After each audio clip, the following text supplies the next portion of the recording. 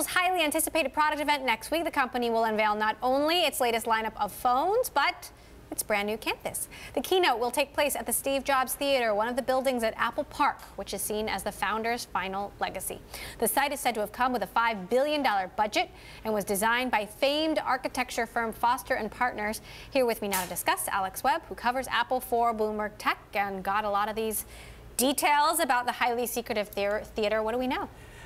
I was speaking to some people. I was speaking to some people who've really got knowledge of what's inside that theatre. It's the one place which nobody's had a chance to look at yet. We've seen pieces in Wired and the Wall Street Journal magazine where they've looked at the broader HQ, but inside the theatre itself, there are little tricks hidden up their sleeve. Firstly, there's an elevator, which when you come in through one door, it'll descend a level but twist at the same time, so you exit through the same door but facing in a different direction.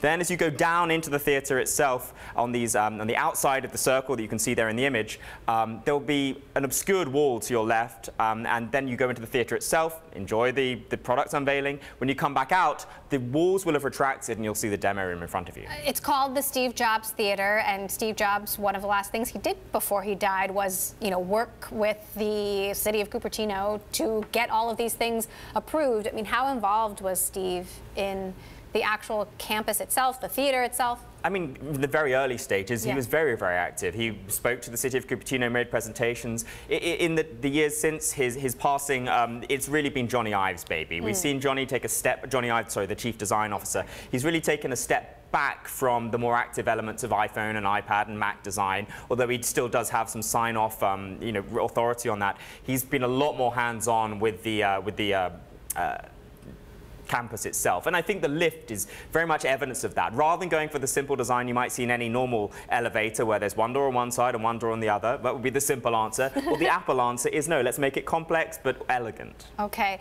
so this company has long been dealing with the "what would Steve do" comments, and this certainly reminds everyone of Steve Jobs. What does that say?